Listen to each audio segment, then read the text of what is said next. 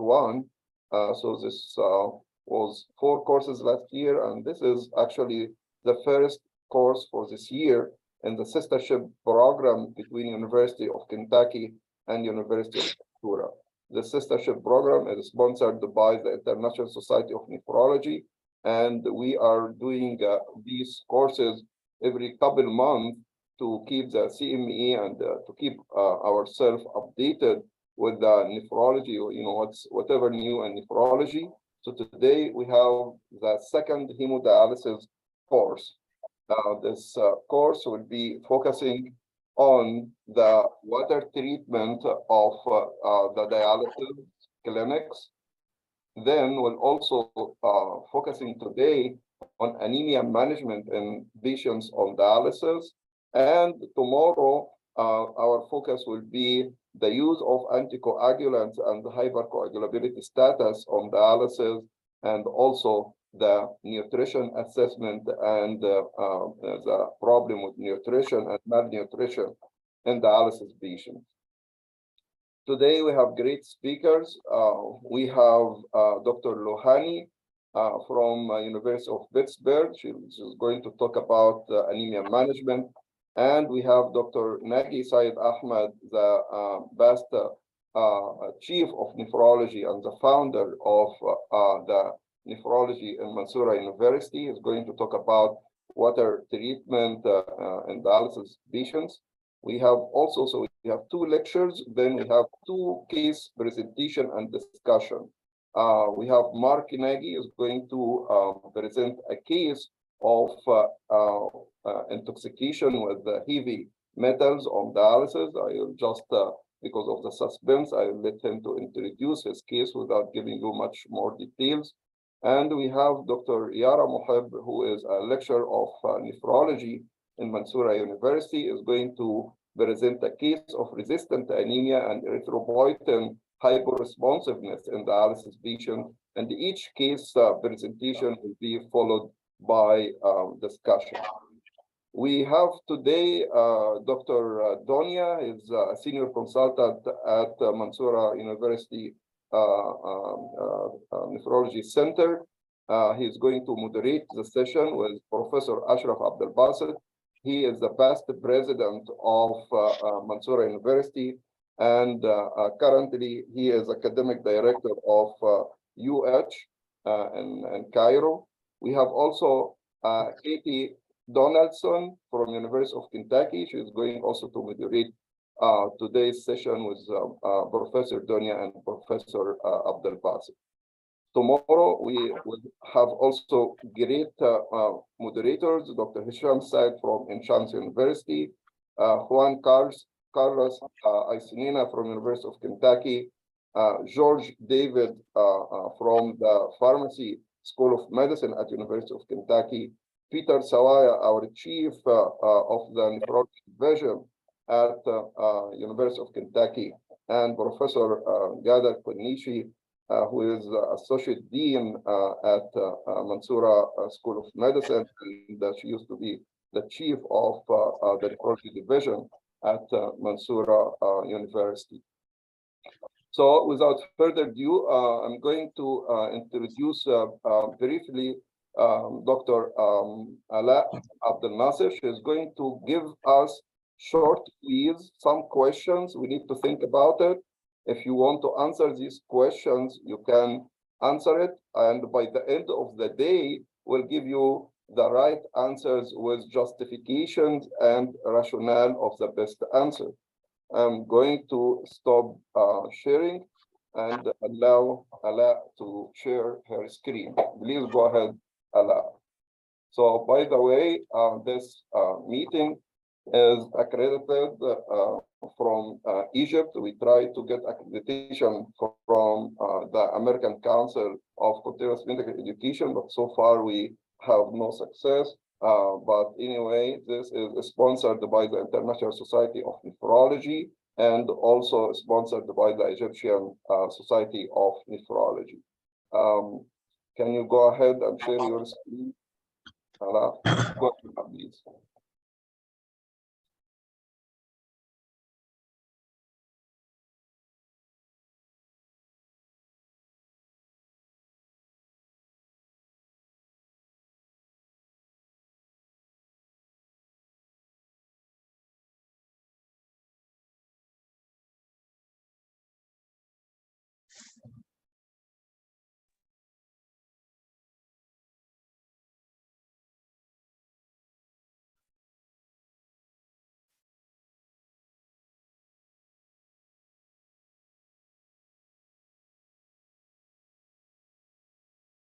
Welcome everyone. The link for the quiz will be available in the chat box.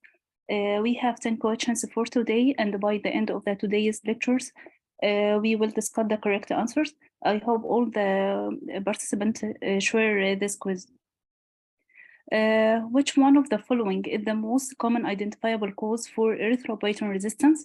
Acute infection, hyperparathyroidism, iron deficiency, anemia, severe malnutrition. Which one of these complications could be attributable to high-dose erythropoietin therapy in patients with CKD? Hypotension, major adverse cardiovascular events, diabetes, or increased risk for infection. Which one of the following statements is the most accurate regarding emerging therapies for the anemia management in patients with CKD? There are currently no investigational therapies in clinical trials for anemia and CKD.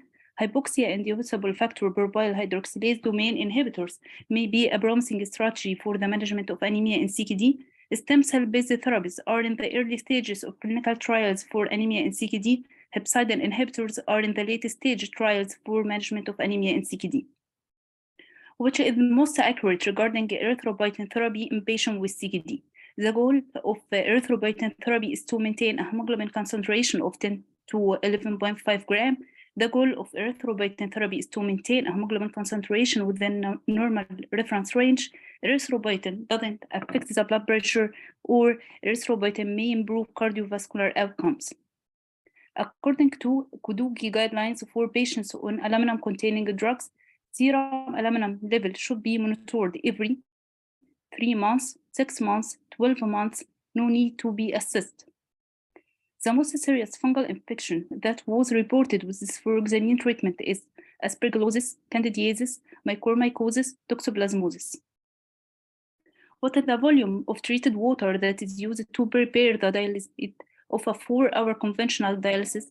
20 liters, 6 liters, 120, or 200, or 350 liters?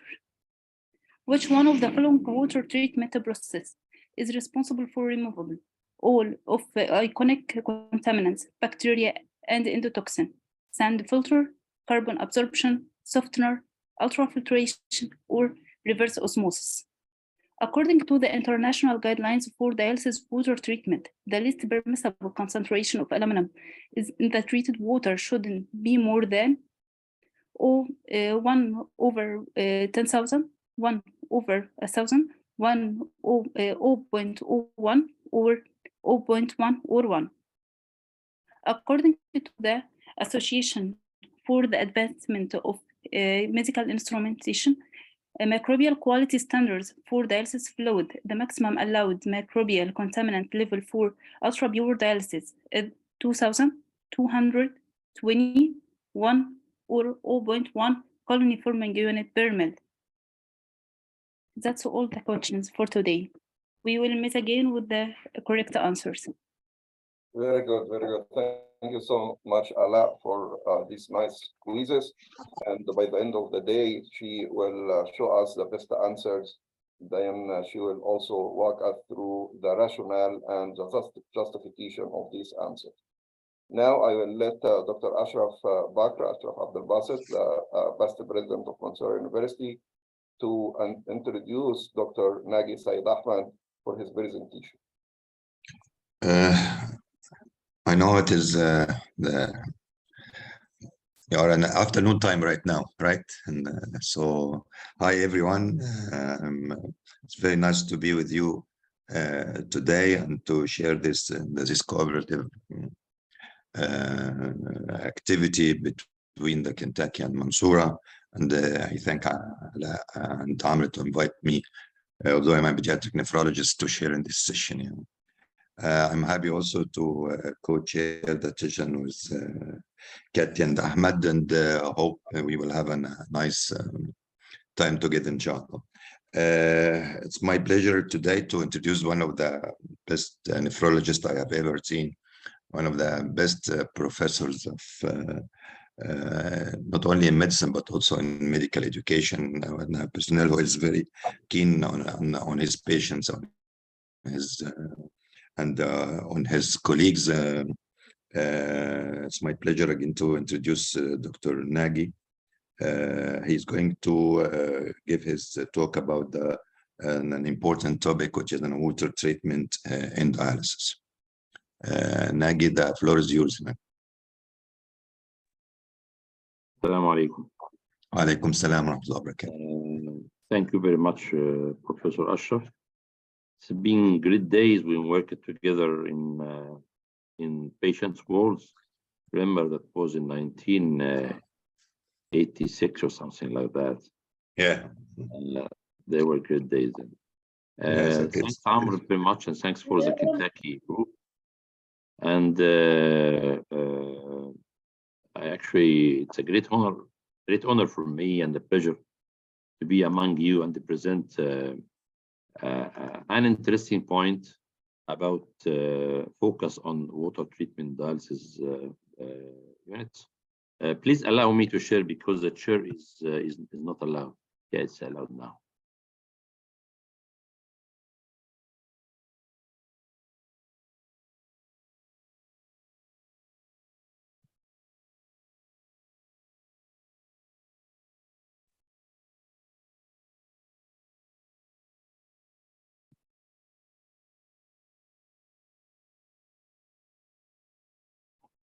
Okay, actually, I will start my talk just to do something that some of you might not like very much.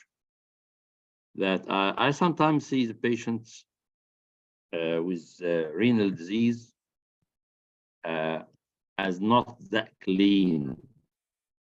Their faces are not clean, and sometimes they call them muddy or earthy-looking faces. If you compare this one with the lady on the right-hand side, there's great differences.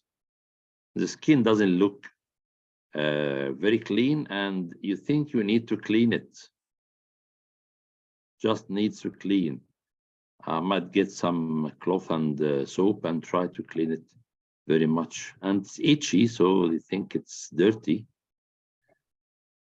But before 50 years ago, when there was no treatment for end-stage renal disease, most of the patient has only one prognosis, which is this. But now we understand it.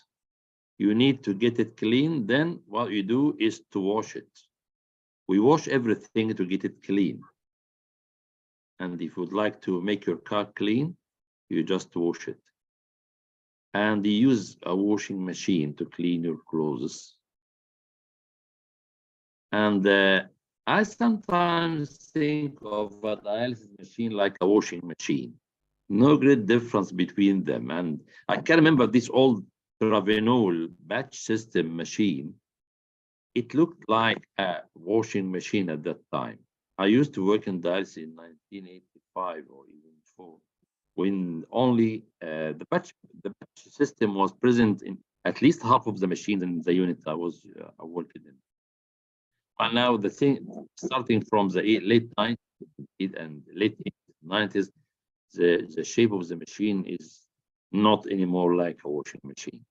But anyway, I cannot treat the patient by washing the skin, unfortunately, but I have to wash the blood because the toxins are inside the blood.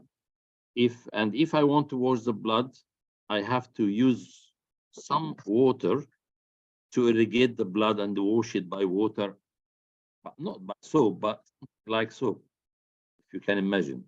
But how to do that? How can we get water inside the blood and wash it? We use the membrane and use the filtration method to have a dialysate going across the membrane and the blood flowing on the opposite side.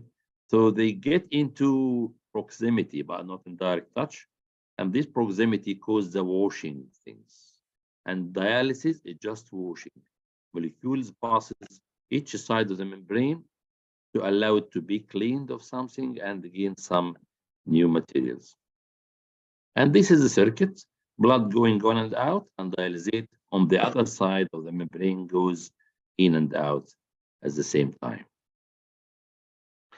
And we get the water from the water source, and from this water source, we go to some sort of treatment, and then we deliver this water to the machine after reconstitution with a concentrate dialysate, and in the machine, the water and the dialysate is pumped into the filter for this dialysis. So the end result is we need some water source, and this water source will be treated and will go to the machine.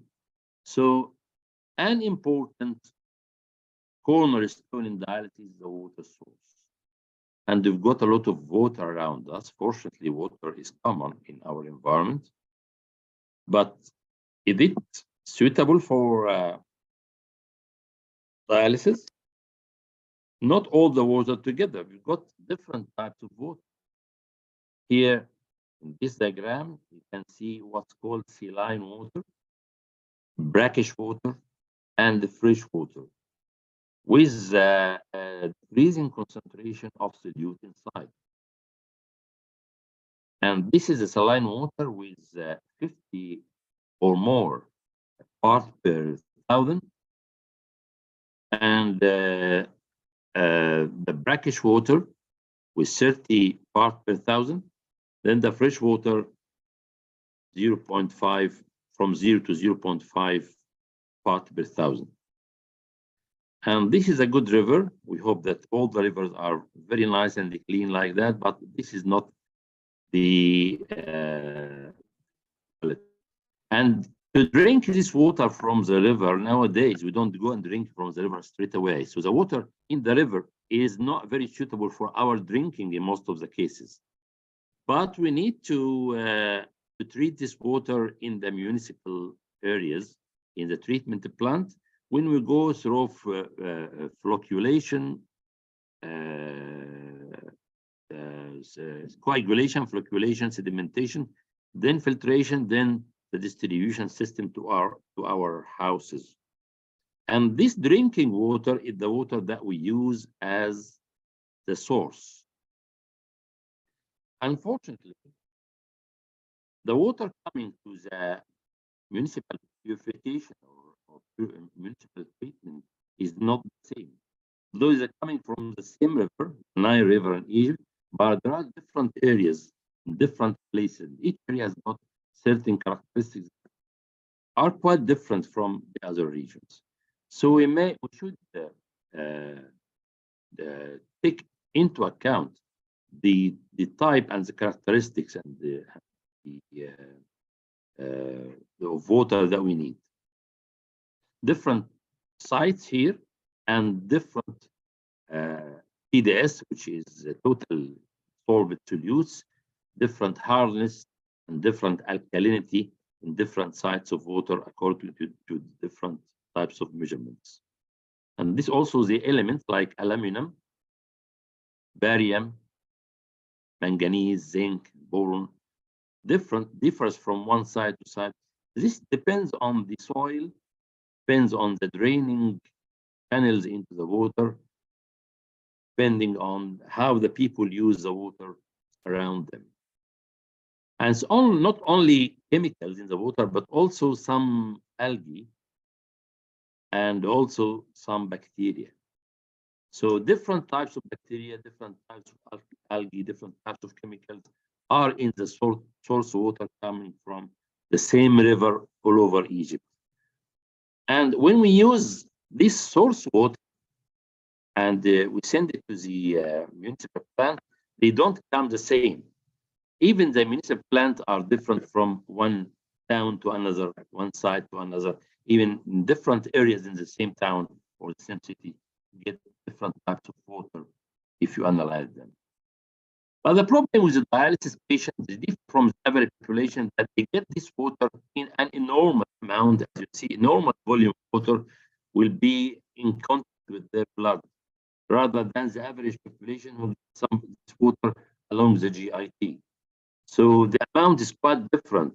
Here we are exposed to something like 360 liters per week for dialysis, rather than 2 liters per day or 14 liters per week in a dialysis patient. And they get in direct contact with the blood in dialysis, but they go to the GIT with its selective absorption and detoxifying effect. So it's quite different. This is why this amount of water is very critical. They need to be very clean and very nice water in order not to cause any damage to the body. So we have some damages from abnormal contaminants of the water in dialysis that cause symptoms and signs and diseases like aluminium or aluminum, calcium, magnesium, chloramine, copper, fluoride, sodium, microbial, etc. And each one of them has got its own disease that we have to look for. Here I present a case in the literature published in 1978. At that time, water treatment was not that efficacious like now. Here there was 8 cases of fatal dialysis encephalopathy observed in 22 months. And these were 38% of all the patients in that center. And this coincided with the addition of aluminum sulfate and sodium aluminate to the city water, resulting in dialysis fluid aluminum concentration of 200 to 1,000 microgram per liter, which is very high. At that time, I don't think reverse osmosis was available. And when they use the aluminum sulfate and aluminum and sodium aluminate, they use it for water coagulation to precipitate the turbidity of the water. And this goes to the dialysis, and the dialysis treatment, the dialysis water treatment at the time did not allow for removal of all the aluminum concentration in this water. So this aluminum gets into these patients, and it caused severe problems. The outbreak ended after installation of the ionizer that reduced dialysis fluid aluminum to less than 1 microgram per liter. In another report in February 1996 in Brazil, 116 patients, which are 89% of the patient, experienced visual disturbances, nausea, vomiting, and muscle weakness following routine hemodialysis treatment. Subsequently, 100 patients developed acute liver failure, and they died. 2 groups of hepatotoxic cyanotoxins were identified: microcystin, especially microcystin WR and LR and AR. The outbreak occurred in one of 2 hemodialysis units using some water source. So water contamination can cause fatality. In another outbreak in 1993, 12 patients treated long-term hemodialysis in Chicago became ill during or soon after hemodialysis with severe pruritus, headache, nausea, and chest back pain. 3 patients arrested and died due to ventricular fibrillation, and there was a fluoride problem, and there was an error in the maintenance of the deionization system of them. So we need to carefully look after and maintain the water treatment system that goes to the dialysate. And there are several guidelines that guide that. And we need to know how much contaminants in this water and not to allow the concentration to go beyond certain level. And these are certain guidelines for the contaminants, and we have to follow that. So we have to look after our water very much. But how to do that? How to get this water from the municipal distribution system to the patient through the dialysis treatment system effectively? First, we do some filtration, and then charcoal filtration, and then reverse osmosis, as I will let you know. But the component of the water treatment system are: number 1, water supply, then a backflow preventer, temperature blending valve, then booster pump, acid injection metering device, multimedia depth filter, water softener, brine tank, carbon tanks, reverse osmosis system, reverse osmosis membrane, sometimes deionizer, and then the distribution system with pipes to reach the patient machines.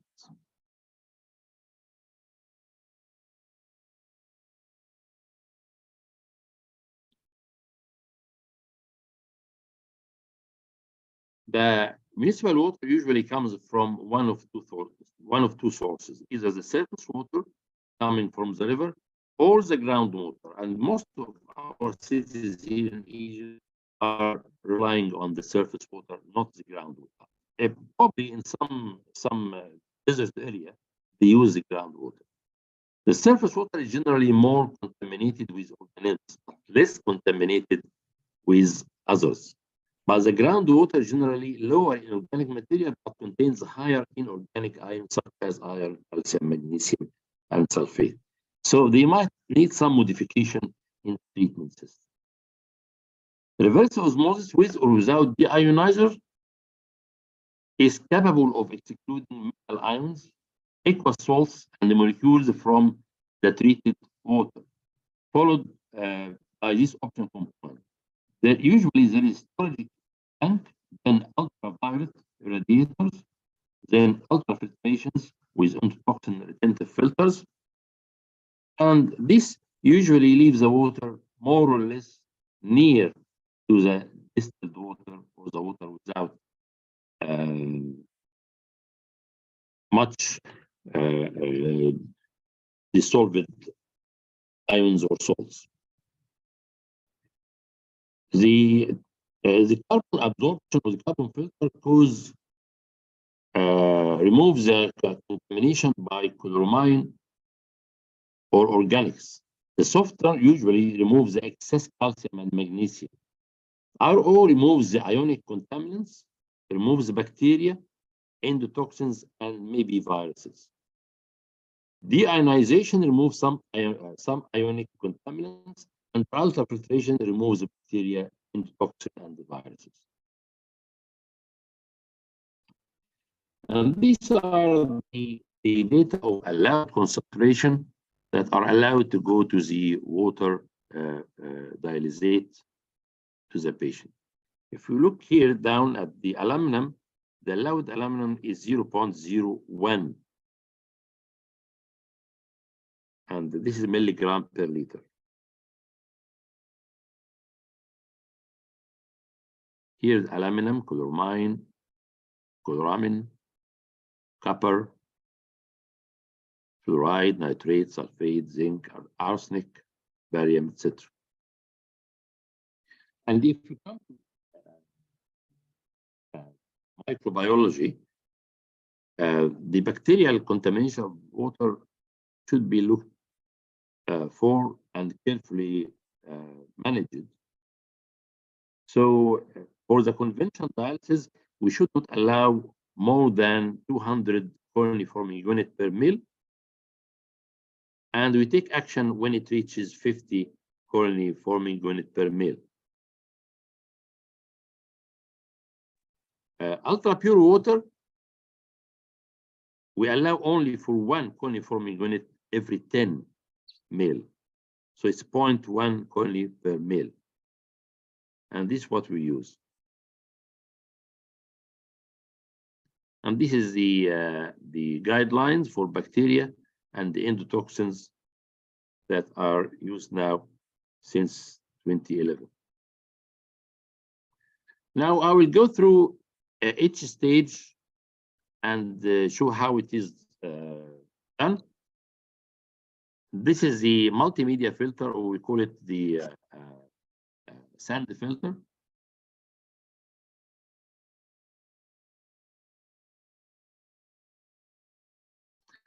It filtrates large particles, more than 10 microns, and any aggregates can clog in the carbon, and the carbon can absorb some odor or some organic or inorganic particles inside it. And then we go through a sediment filter that cause filtration of different particles. And the carbon tank removes the chlorine that are added in the municipal plants for antisepsis and removal of bacteria. These highly oxidative chemicals, and this is the shape of the activated carbon columns that removes the chloramine and other organic material, odors, and sometimes color from water. And then we come to the softener. And softener is important because it removes the calcium, magnesium, and other non-metallic materials from water. It works through the ion exchange basis. We use a resin and ions, and this resin gives sodium and takes magnesium and calcium from the water. So it takes the divalent and pours in the water 2 sodium ions instead of it. Then this needs regeneration on a routine basis with concentrated sodium chloride or brine before raising capacity is reused. So we make sure that there is a regenerating solution or regenerating powder beside the tank. And this is a standard water softener. Has 4 major components: resin tank, resin, brine tank, and holder for the chloride, and the valve controller. This is the one we have in our unit. These are the resin and the brine. The reverse one is an addition to dialysis water treatment since 1970s here in Egypt, and it's become widely used since maybe 84 or 85. And now it's not allowed to do any dialysis without the RO working on. These are pre-filters, and they are ultrafilters that allows for the ultrafiltration of water under very high pressure. This pumps water against the osmotic gradient from the concentrated to the diluted part, and we take this water nearly free of electrolytes and ions and take it to the dialysis. So it utilizes membranes, and these membranes are ultra narrow pores with excess pressure that force the water to pass through these membranes. And these membranes are very important, and they can be damaged if the water getting inside them is not of particular quality. And it's now looking like that, very clean and neat. Deionization is an optional tool, doesn't remove non-ionic contaminants or bacteria or toxin, but it removes ionic resin and removes anionic resins from the body. Then the water passes through bacterial filtration, and this bacterial filter in graded or decreasing pores of filtration to make the water nearly free of bacteria, free of endotoxin, and free of viruses going to the patient. And then this water is to be distributed to the patient through piping system. And this piping system has got variable materials like polyvinyl chloride, chlorinated polyvinyl chloride, polyvinyl iodine chloride, cross-linked polyethylene, and polypropylene, polyethylene, acrylitrile butadiene, styrene, and polytetrafluoroethylene. And not all of them are very good materials, but the one which is cheap and used in most of the cases is the polyvinyl chloride, the PVC ones. And we use this instrument to clean this, And these are the types of infection, and each type might be compatible or incompatible with certain type of distributing system. But the one that is compatible with most of the things is the parasitic. This incompatibility could cause the corrosion of the material, which may pose a risk to the patient integrity of the system. Now we have a single patient dialysate distribution system or central concentrate distribution system or central dialysate distribution system, which is prevalent in Europe and especially in Japan. And this central distribution system has got some advantages. It is cost effective and its maintenance is simple and easy. And it saves effort from the staff, but there are some disadvantages, like the dialysate composition is fixed for everyone. You cannot play around with the dialysate concentration, and machine disinfection might cause problem with all the patients at the same time, and there are microbial risk factors. We need the maintenance and to keep the quality of the dialysis, and need to surveillance for physiological monitoring and endotoxin standards, so as to keep the water in its best condition. And this is how we would like our unit be look like. Now I will, in few minutes, I will have a short introduction on aluminum, because I've heard about some aluminum problems everywhere. Aluminum. Dr. Nagy. Yes. You know, it's now 7:39. We should end the discussion by 7:45. You know that or no? So do I have? I don't know. 4 minutes. Okay, so it will affect the time of discussion. Yeah, but okay, go ahead. I thought I would have 20 minutes. Right. Yes, yeah, you started. I'm finished. Really? Okay, thank you. Go ahead. So aluminum in water is varies according to the source of water in different areas, whether in the United States or even in Egypt. And we've got a lot of aluminum-related problem in the water. And here in Egypt in 1992, there's been some contamination because of RO problem in aluminum, causing serious problem with the patient.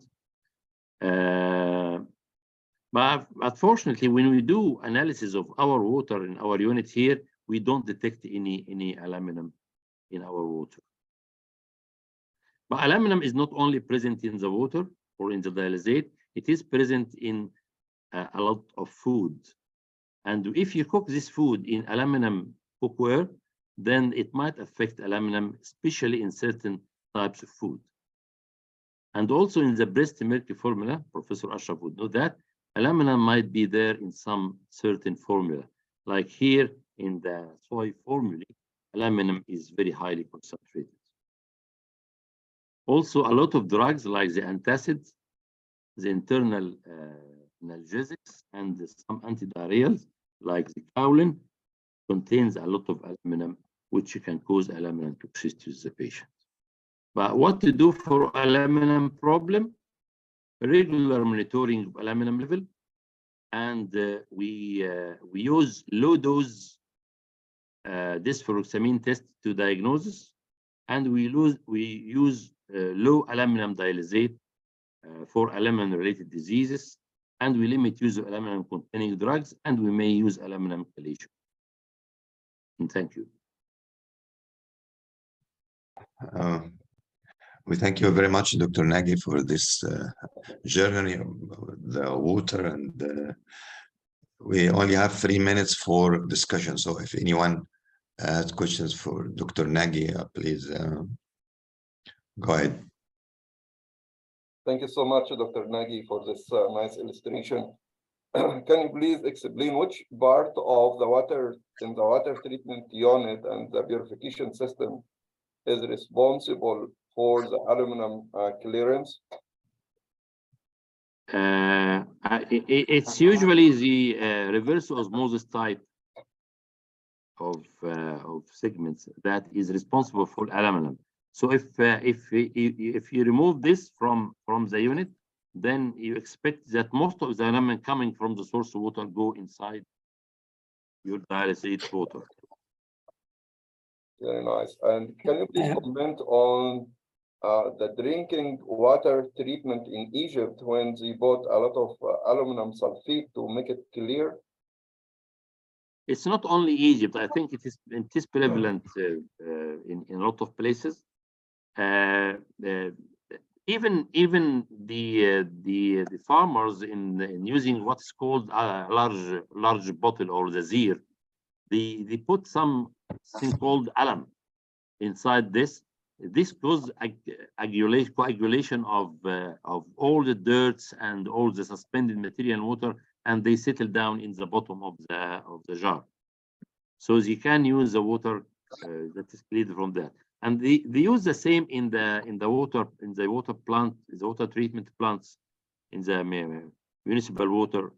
And I think there is a lot of aluminum in the drinking water here. Professor Ashraf, if you allow me for a short comment, please. Okay, go ahead. Thank you very much, Professor Nagy. As usual, very comprehensive and very clear. My question about the paper you have presented about the microcystin intoxication that happened in one of the Brazilian hemodialysis units. As far as I know, microcystin is a product of cyanobacteria, and it is only present in surface water. I don't think the AAMI recommended for screening for this type of toxins or bacteria, isn't it? And how can we suspect that? Actually, it's not a common thing to find, but I just introduced it here as an evidence of the importance of water care and water purification method before applying this water for dialysis. But I agree it's not that common. So there is no recommendation to screen for it. Just No. whenever it is suspected an outbreak or something like this, isn't it? Yeah, that's right. Thank you very much. Okay, no more question? No, Dr. Naji, if one quick one. What is the hardest thing in Egypt to maintain the cleanliness of the water? Is carbon tanks readily available? Are the RO machine readily available with the filters? What do you struggle most in Egypt to maintain the water clean?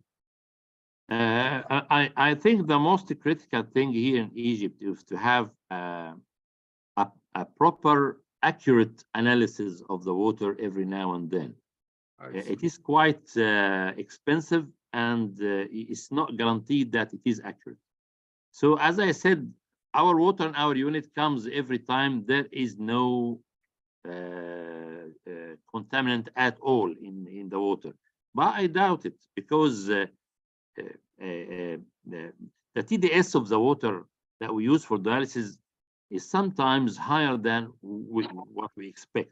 We expect it to be below 15. Sometimes it comes between 15 and 20, which means that there is some contaminant inside this water.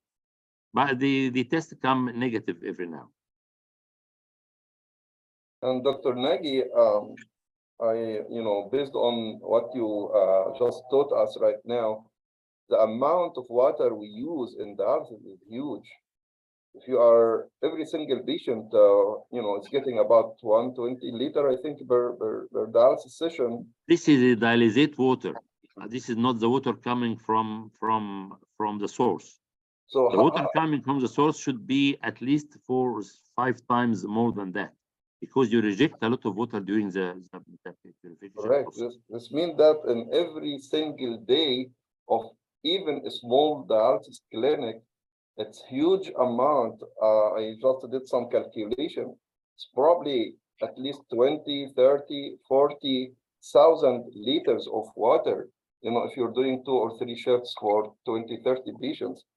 How do you anticipate to solve this problem? And I think in Egypt right now, or maybe in the future, there might be some shortage. If there is any way or smarter way to solve this problem or save water? Actually, the rejected water can be reused again and recycled. Even the water coming out of the patient and drained may be reused again, because this water is not that bad.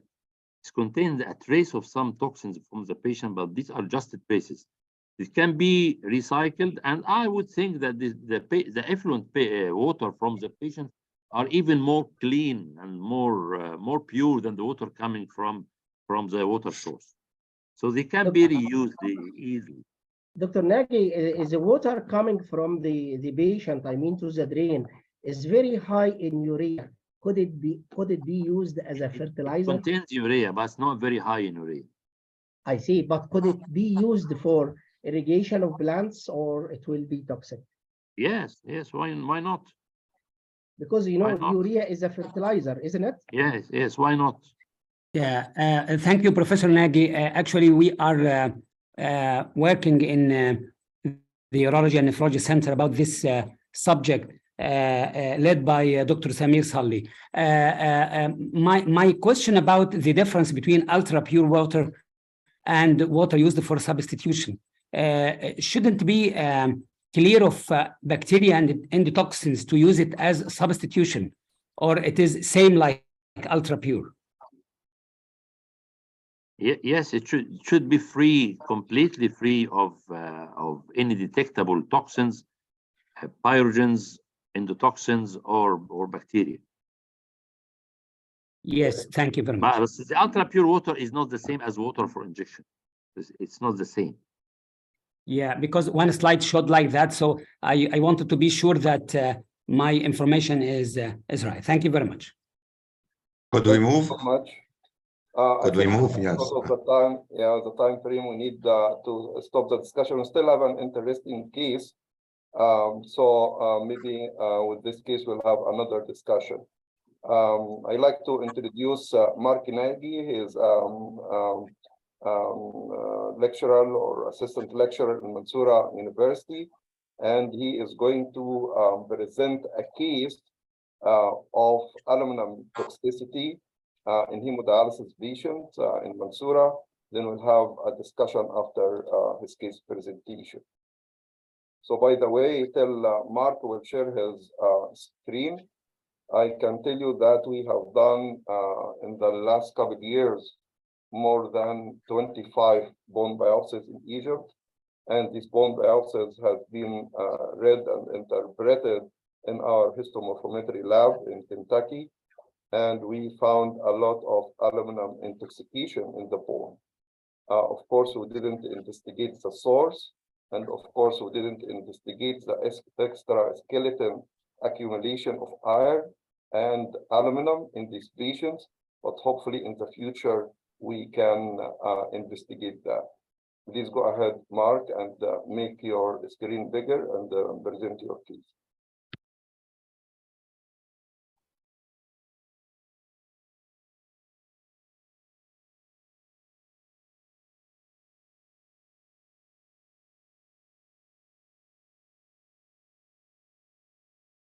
Mark.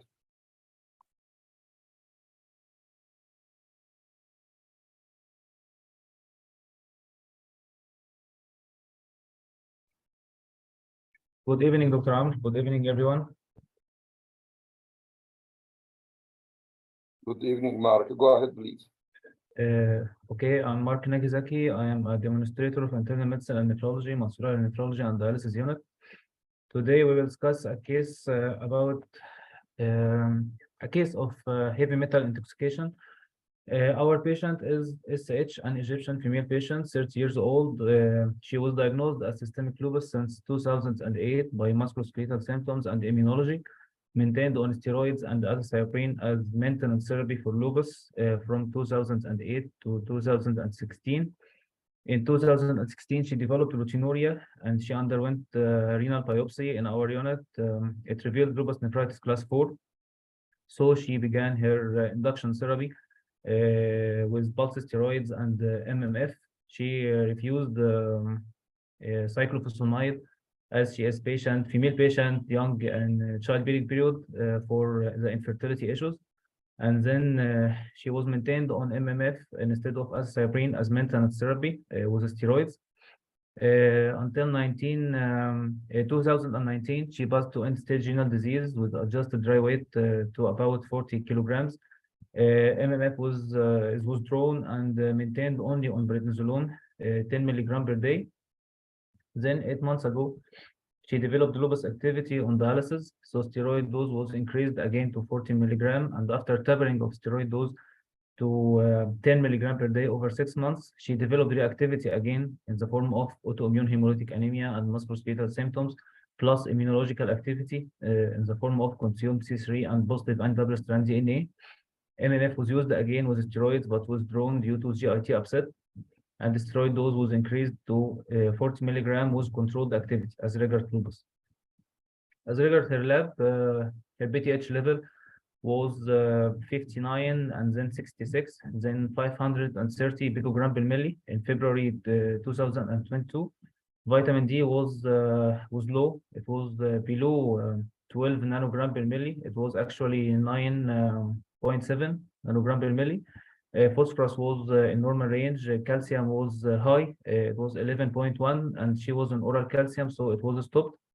Alkaline phosphatase was normal. It was 102 international unit per liter. DEXA scan was done, and it revealed osteoporosis in the 3 parameters of the anterior spine by T-score minus 3.4, osteoporosis in the femur neck by T-score minus 2.7, and in the forearm with T-score of minus 3.7. Unfortunately, there was no comment on Z-score in the report, and Z-score is more important for us, but it wasn't present in the report, and I will show it in the next slide. And the conclusion was follow-up after treatment is recommended, but the patient didn't receive any anti-resorptive therapy to her condition. And this is the DEXA scan report. This is the best image with edit I could gain. No comment on that score, just T-score in the 3 parameters: anteroposterior spine, femur neck, and forearm, with a conclusion. As regard treatment of the patient now, she is on prednisolone, 40 milligram per day, hydroxychloroquine, 200 milligram per day, epotherapy, vitamin B complex, PBI, folic acid as maintenance therapy on dialysis. And she underwent bone biopsy. This is the report of the bone biopsy. It revealed low cortical thickness, cancellation of the cortex, low cancellous bone volume, low trabecular thickness, high trabecular separations, low volume, low osteoid surface, normal thickness, high osteoclast surface, and no evidence of bone marrow abnormality. With the aluminum staining, it stains approximately 80% of trabecular surface, except aluminum deposits, and iron staining wasn't considerable, except multiple iron deposits in the bone marrow. The summary was renal osteodystrophy with a dynamic bone disease with increased bone resorption and severe bone aluminum accumulation, marked iron deposits in the bone marrow. Turnover was low, mineralization was abnormal, volume was low. So the recommendation was removal of the aluminum by desfluxamine followed by anti-resorptive therapy. This is a picture of the bone biopsy. This is another picture for the biopsy. So my take-home message from this case, according to KDOQI guidelines 2005, it recommends screening for aluminum toxicity with plasma aluminum concentrations at least yearly and more frequently, even quarterly, in those receiving aluminum-containing drugs, as many patients on hemodialysis receive aluminum hydroxide as a phosphate binder or as an antacid. Rise in serum aluminum of more than 50 microgram per liter following desfruxamine test combined with serum PTH levels of less than 150 picogram per milli can predict aluminum intoxication, but it is just an opinion. The gold standard, as we know, the gold standard for diagnosis is by performing a bone biopsy with aluminum staining of about 25% of the bone surface, and our patient exhibit 80%. Symptomatic patients with aluminum concentration between 20 and 200 microgram per liter, and whose concentration increases by 50 microgram per liter after desfruxamine test should receive 5 milligram per kg desfral per week for 8 weeks. And then after these 8 infusions, if the desfruxamine test is still positive, a new cycle of 8 weeks should be prescribed until the blood aluminum level has decreased to less than 50 microgram per liter. As regards side effect and infections, mucormycosis as a serious and life-threatening fungal infection, and tuberculosis are serious complications of desfruxamine treatment in patients with aluminum intoxication. And thank you. Thank you so much, Mark, for this interesting case. This is not the first case. It seems you have several cases that was diagnosed in the last couple of years with aluminum intoxication in Egypt. This is really looks like a major national health problem in our dialysis patient that we need to go after, and we need to investigate the source and how to manage it. Of course, acute aluminum intoxication is another dilemma that the patient usually present with encephalopathy, but chronic aluminum intoxication is another story that is usually the deposition of iron and aluminum stays in the bone, and usually the serum level might not be typically elevated because all the aluminum or most of the aluminum will be deposited in the bone. So even doing a serum aluminum level might not be very helpful. But here we have the gold standard. We have 80% of the bone surface is covered by aluminum. This aluminum intoxication causes erythropoietin hyporesponsiveness. It causes, of course, bone loss with decreased bone formation. In this case, also, it's associated with increased bone resorption. So this patient probably is going to lose bone very quick because the bone formation is low and the bone resorption is high. That's very bad combination. This is the worst combination when it comes to bone. So I think one of the take-home messages, if you allow me, is to try to chelate and remove the aluminum from the bone very slowly, because probably this happened over years.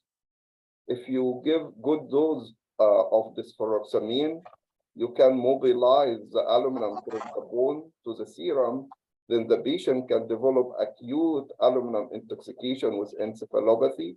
So I think modified, I was just talking to Dr. Malouk, and I wish he can join us today, but he's unavailable today to join. He has very good experience with that and treated patients in the last 3-4 decades with aluminum intoxication.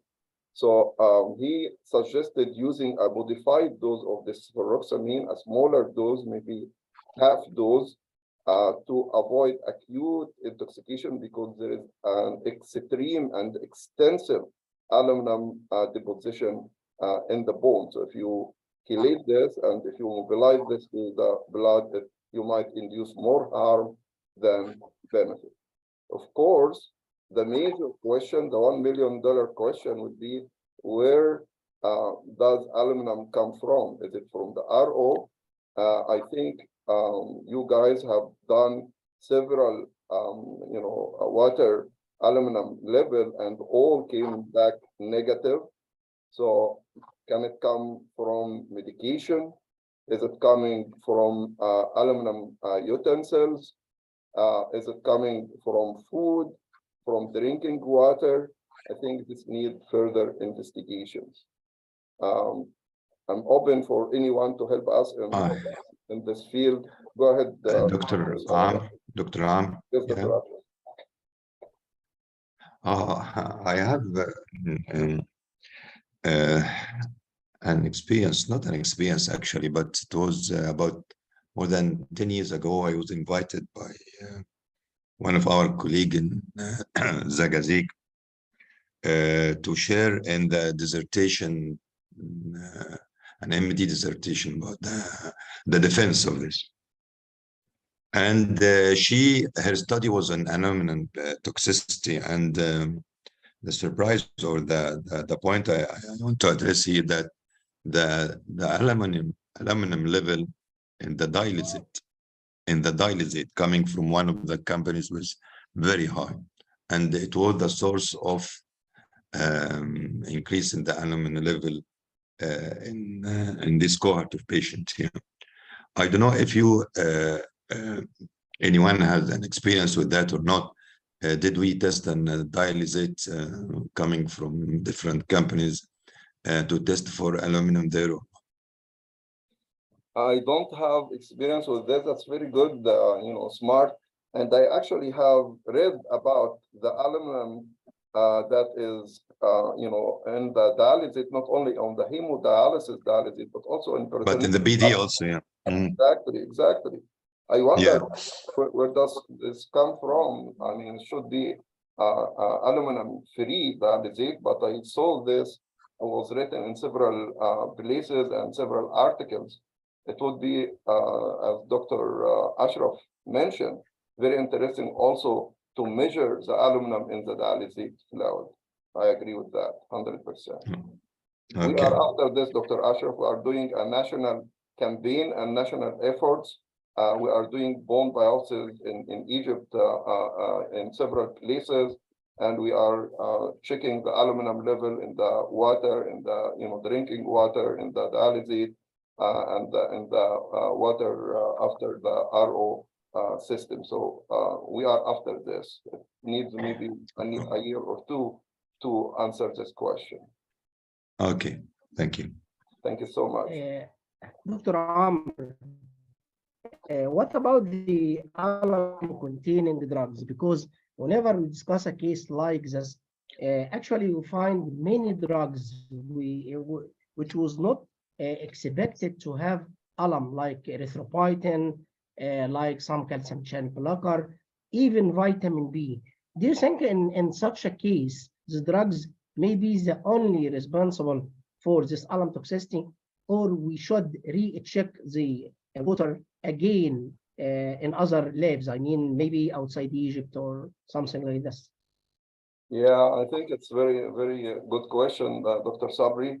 Yes, alum-containing medication might be a good source, but again, the water treatment, the amount of exposure to water in our dialysis clinic, our patient, this water goes straight to the blood, and the amount, whatever 120 liter, 180 liter, whatever, how much you get, the exposure is huge. Even the drinking water, how maybe the dialysis patient is already restricted from drinking water, right? So even if the source is the tap water or the drinking water, this might not be huge. Even the amount from medication is not huge.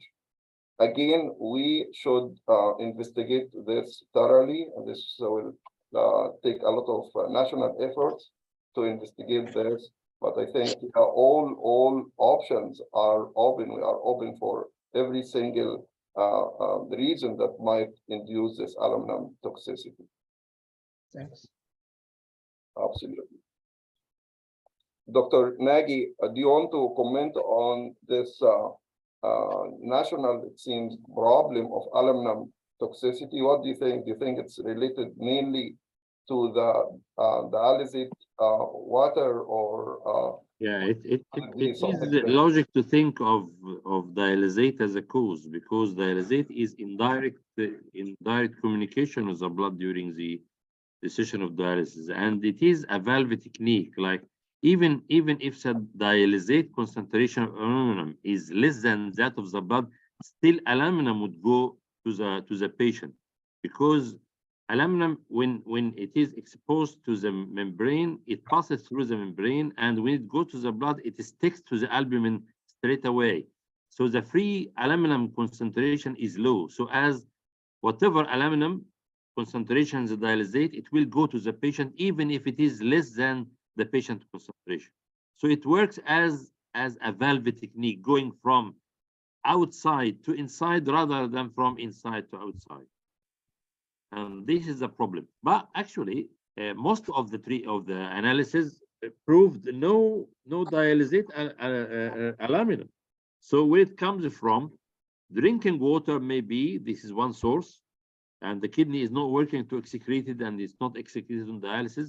The second source is the cookware, the cookwares, because this foodware, most of the Egyptian used to utilize the aluminum-based pans and cookwares. So they are sources, especially with some sort of diet. If the diet is acidic, then it chelates aluminum from the pan or from the plate and get it inside the diet. So I'm not sure, but we need to investigate it more. Thank you so much. And I have read also that, as you mentioned, the food utensils, if we scratch it, there is some case reports that when patients scratch the aluminum containing food utensils, they can have a great exposure to aluminum through their meals and food. So I think this needs further investigation. And for the sake of the time right now, I think we'll let Katie to introduce our next speaker. Please go ahead, Katie. Okay, hello everybody. Our next speaker is Dr. Lohani. I hope I'm pronouncing that correctly. She completed her internal medicine residency at the William Beaumont Hospital in Royal Oak, Michigan, and subsequently went to Johns Hopkins University for renal fellowship. Since 2019, she's been assistant professor at the University of Pennsylvania, and today she'll be discussing anemia management and end-stage kidney disease. Dr. Lohani, on to you. Hello, everybody. Can you hear me? Okay. Yeah. Okay, thank you.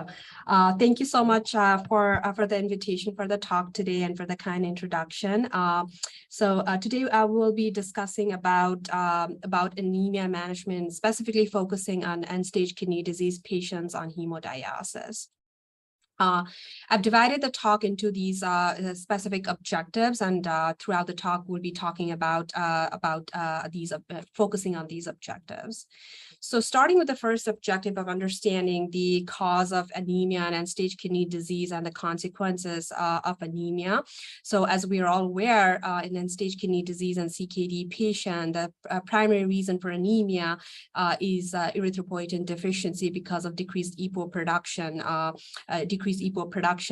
from the kidney. But at the same time, the EPO that is available is also not able to work efficiently because of the uremic environment, state of inflammation, as well as iron deficiency, which is quite common in our hemodialysis patient, which is estimated that an average hemodialysis patient loses about 1 to 2 grams of iron per year, and it can be higher in some patients who have other sources of blood loss. And our patients are in state of inflammation because of uremia or other infections, and they are not they're resistant to EPOGEN as well. And they also and so these patients also have impaired iron mobilization, decreased iron absorption from the gut because of the hepcidin, and they have shortened RBC half-life, RBC survival as well. So a lot of things that predisposes our patients to have end-stage kidney disease, in addition to the traditional risk factors like other patients with GI blood loss or blood loss from other sources. So we know anemia causes significant morbidity and mortality in our end-stage kidney disease patients, some prominent ones being fatigue, depression, reduced exercise tolerance, cardiovascular symptoms, dyspnea, and also the important thing is frequent transfusion requirement in hospital admissions. And frequent transfusion, in addition to transfusion-related reaction, also sensitize them for development of antibodies, so that increases the wait time on the transplant list and overall increases mortality in these patients. So now with understanding that, we'll quickly go over the management of anemia and focusing on the current guidelines from the KDIGO. This is from 2012.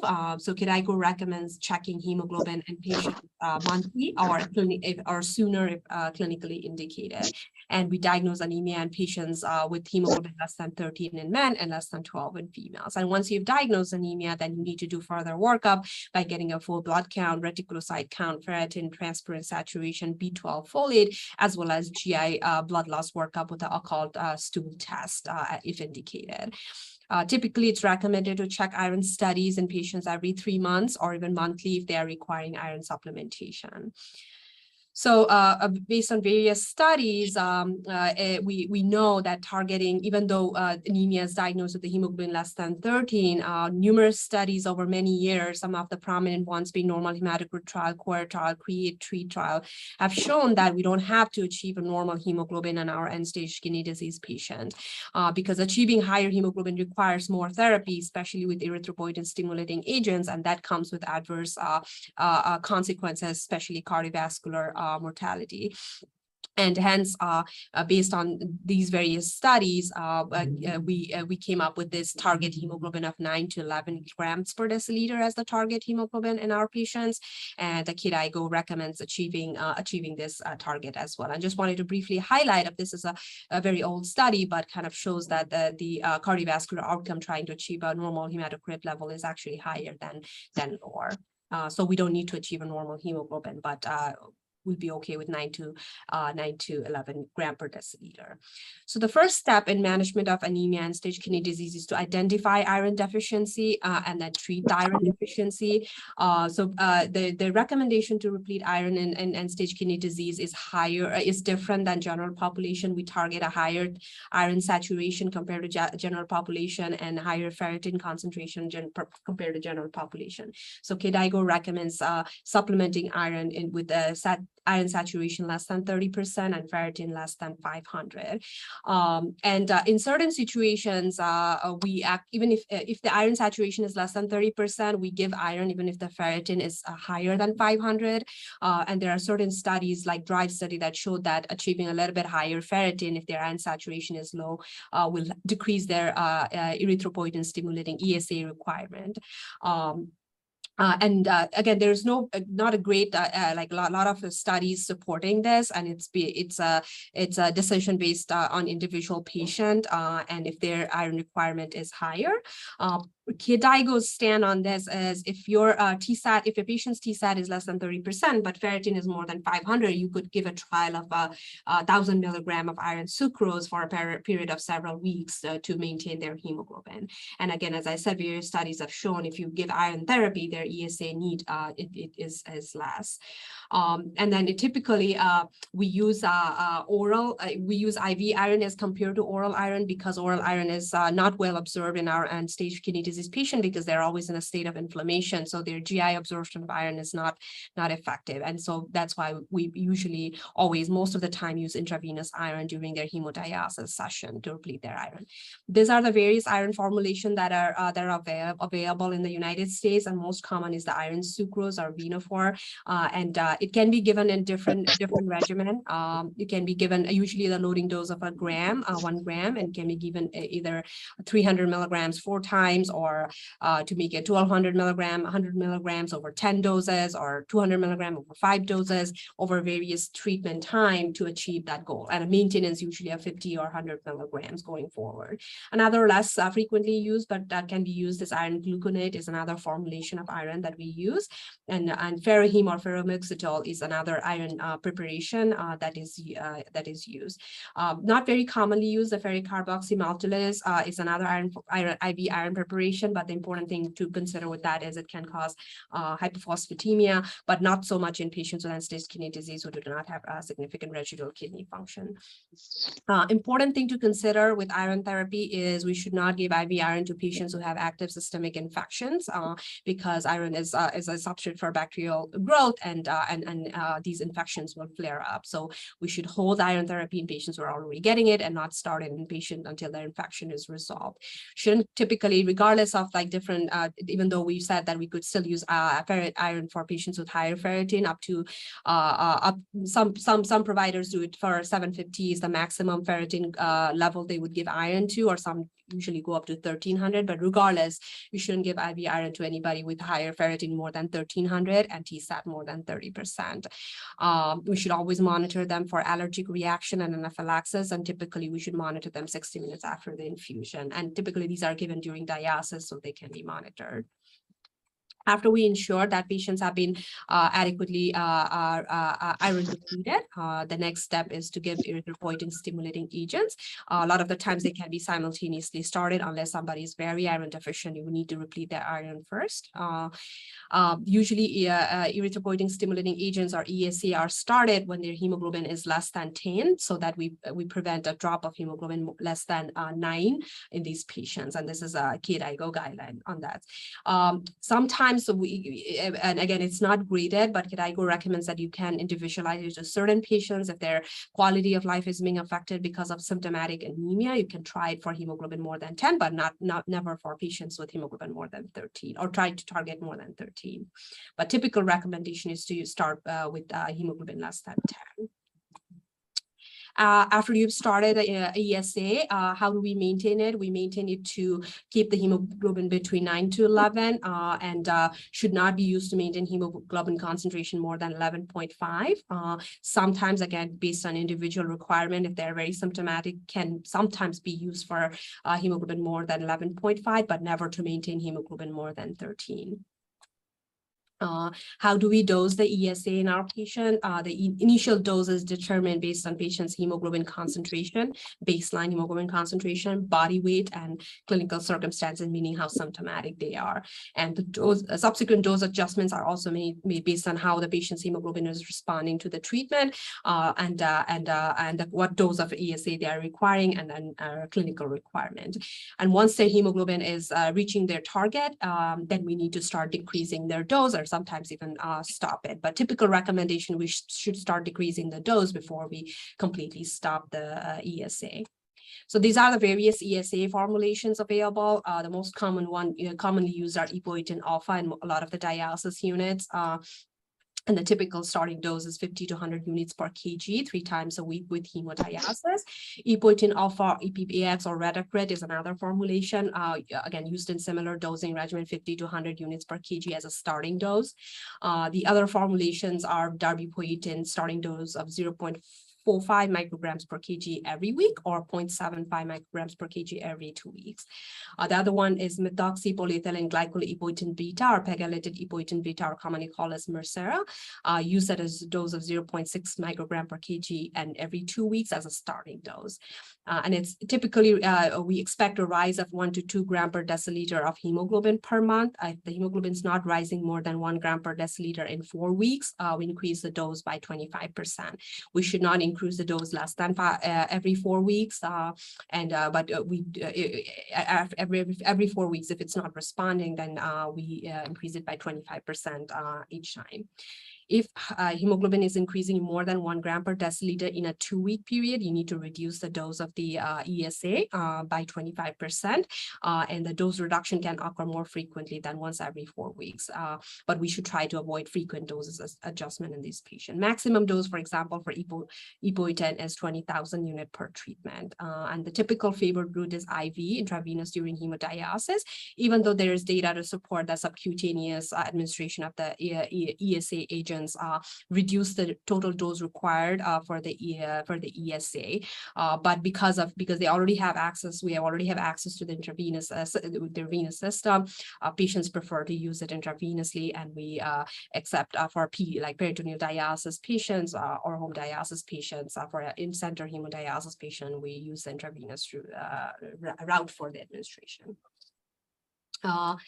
Even though I kind of mentioned about the general dosing protocol, dosing for the erythropoietin stimulating agents, there are various dialysis units in the United States.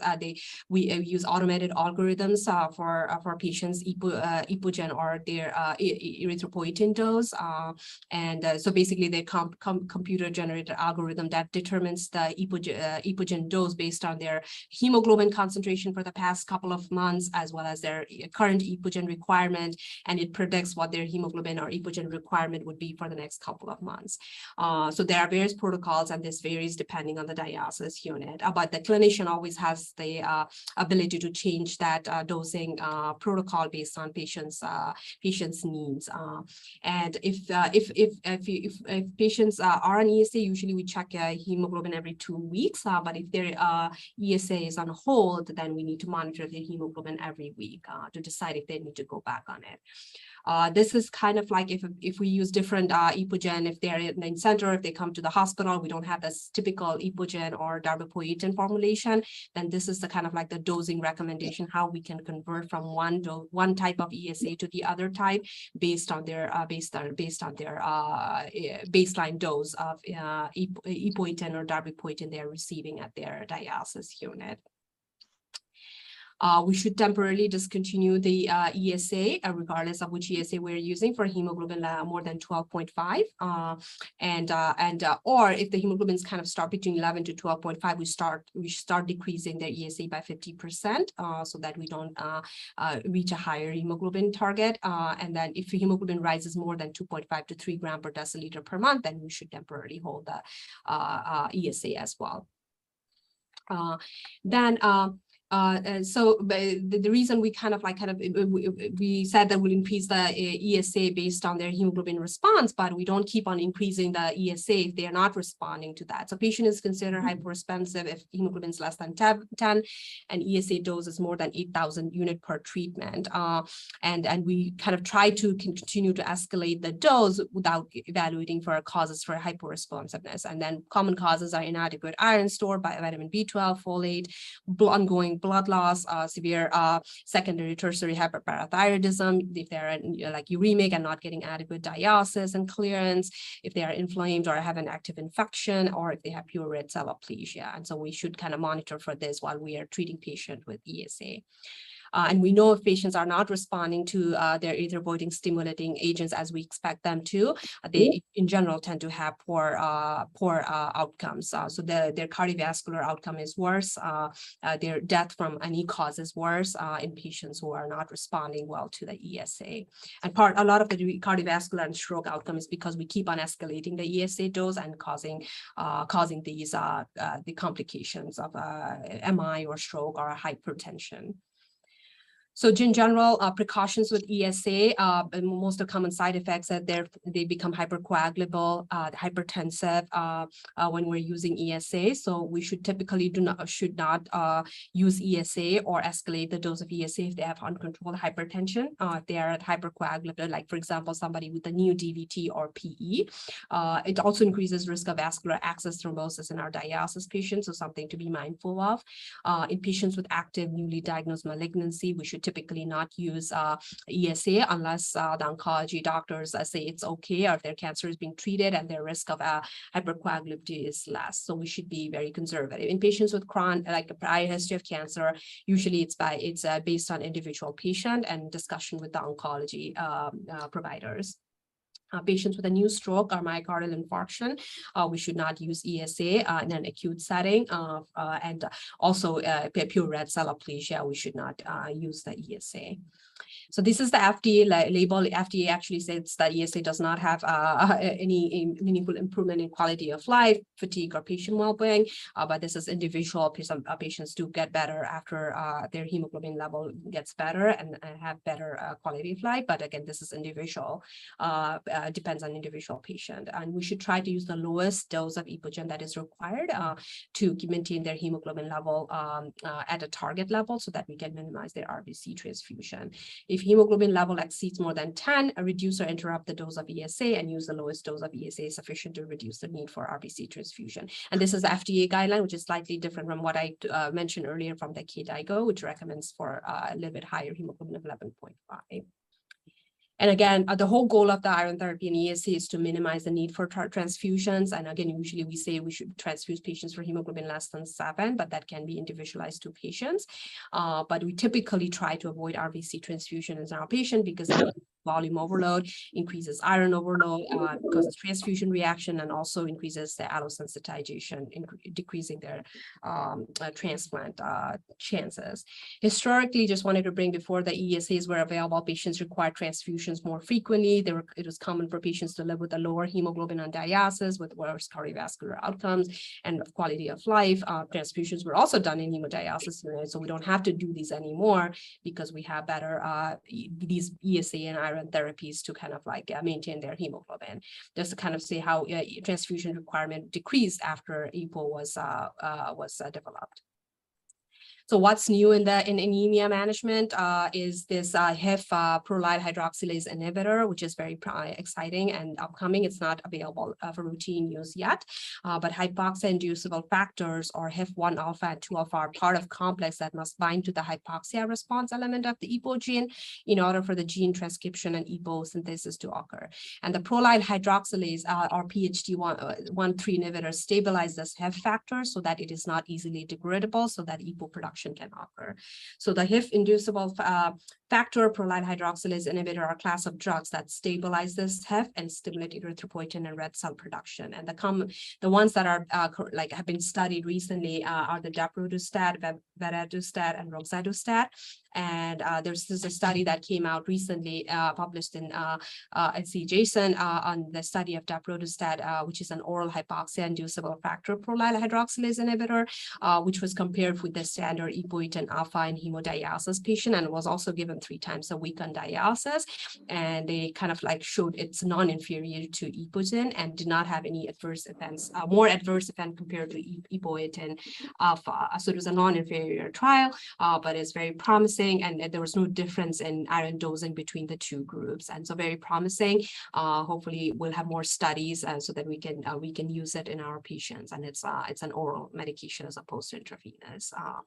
And the whole goal is to reduce the cardiovascular mortality associated. But there's another one with the vadadustat, which I didn't share here. It's mainly done for CKD patients not on dialysis. That also compared with the darbepoetin, and did not show it was a non-inferior to darbepoetin, but actually didn't show any difference in outcome for cardiovascular mortality compared to darbepoetin. I have not shared it here. I just wanted to share it for the patients on hemodialysis. So I'll end here by my take-home points. Our goal hemoglobin for our patients on hemodialysis should be between 9 to 11. We should always try to evaluate their causes of anemia as well as replete their iron first.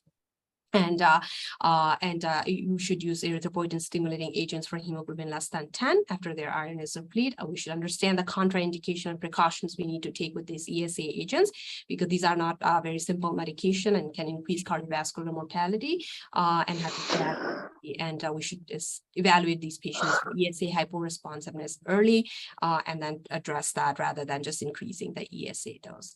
Thank you, and I'll take any questions from here. Thank you very much, Dr. Lohani. In the meeting chat, there were several questions. I will read them out to you. The first one being, are ESAs absolutely contraindicated in patients with malignancies? It is not absolutely contraindicated, depends on the type of malignancy. So for example, the patients who who already have baseline higher hemoglobin, like RCC, renal cell carcinoma, that actually as a paraneoplastic process generate more epogen, we should try not to use it for those patients. And there are certain, the concept is basically that these patients are hypercoagulable to begin with, so you always need to individualize it to some patients. Some patients, if they have, they're not at high risk of these cancer-related complication and cardiovascular mortality or morbidity, I usually ask their cancer oncologist and then come up with a plan for the ESA. So it's not absolutely contraindicated, depends on the type of cancer, what stage of chemotherapy they're getting, and I do use it for some of the cancer patients. Like there are some patients who are getting we have severe anemia, and while they're getting treated for their cancer, and they also have end-stage kidney disease, it's impossible to maintain their hemoglobin unless we do ESA. So I usually discuss their risks with the oncologist, discuss the risk with the patient, and if the benefit outweighs the risk, then we use it for those patients. So it's not absolutely contraindicated. Okay, thank you. And then next question is, why did ESA not improve the quality of life for HD patients? And then is it compared to pre-ESA therapy? So it's mainly because a lot of our patients had comorbidity from so many things, right? So it's kind of like hard to assess. I don't think we have big trials to assess the quality of life comparing pre-ESA and ESA in those patients. So again, it's a lot of things that it's not just the anemia that's affecting their quality of life. So many things are causing their symptoms like dyspnea and fatigue, so it might be difficult to compare. So we will be able to maintain the hemoglobin. Now, some patients, and it's individual patients, some patients do much better when their hemoglobin's at our target 9 to 11 level. But I think we need more studies to kind of specifically look into that. Okay, thank you. And then Professor, I'm sorry. Go ahead. Professor Catherine, if you allow me for very short questions. Yes. Thank you very much, Professor Lohani, for this very smart presentation. Actually, you know, anemia is our daily practice. I just have a few questions. You have presented, and you know that the target hemoglobin level is changing over time. And you have presented the normal hematocrit trial, and you have mentioned the create, the choir, and these fingerprints trial showed that higher hemoglobin, higher hematocrit is regarding the survivor, regarding the cardiovascular, I mean the non-fatal infarction, and the mortality is higher than the target we are reaching at the moment. So my first question, it is the effect of higher hemoglobin or the effect of higher erythropoietin dose?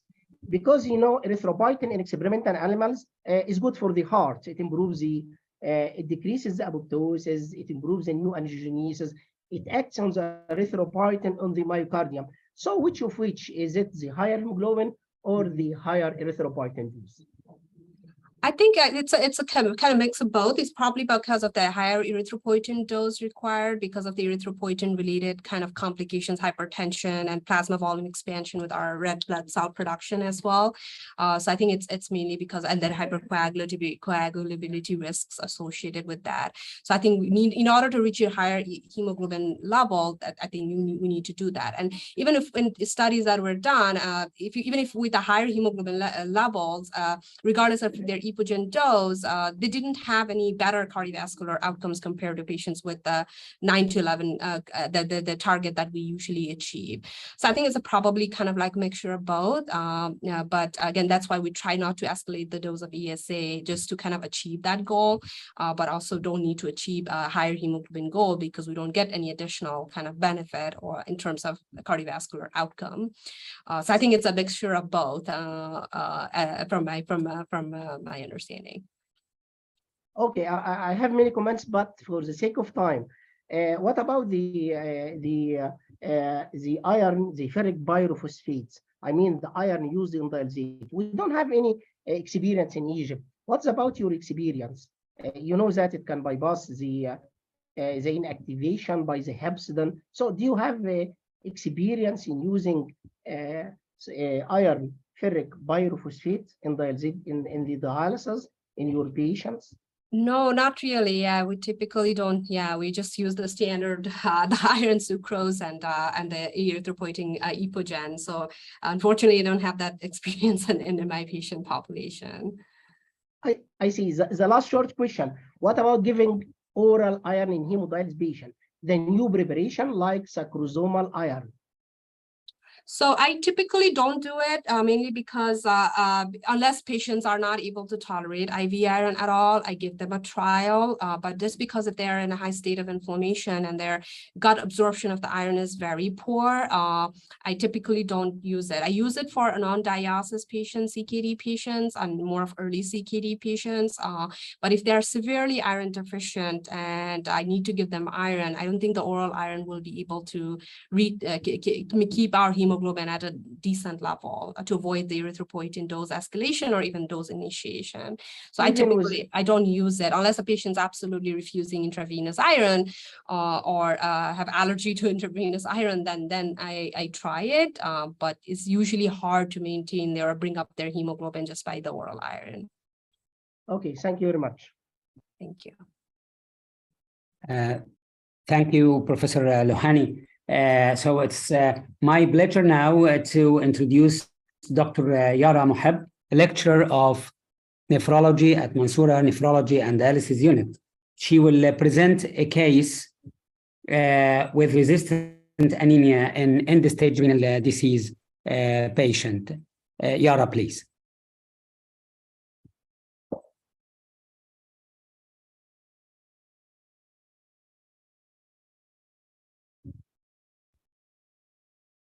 Please unmute yourself, Yara.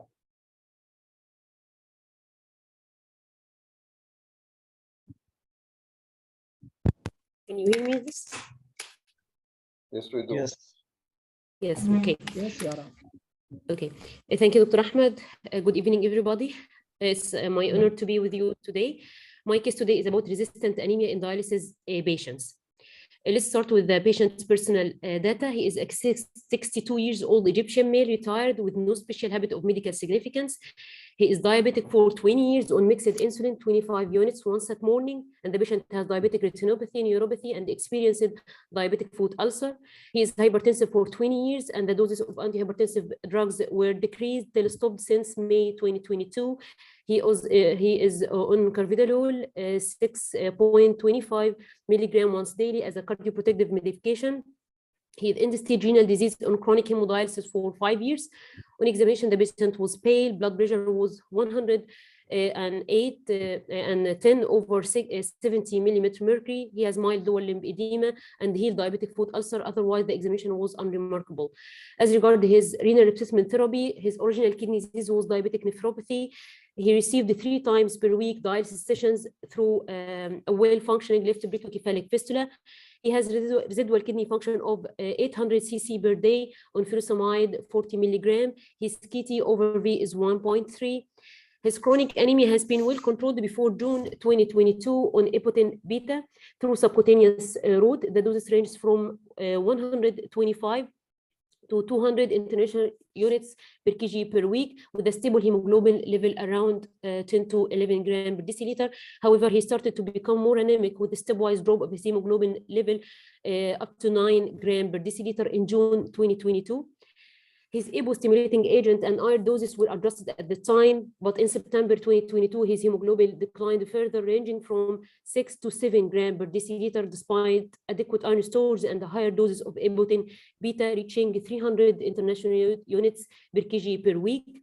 He had adequate dialysis, acceptable parathyroid hormone levels, and no overt evidence of inflammation or infection. He received 2 units of bagged RBCs based on his clinical at that time.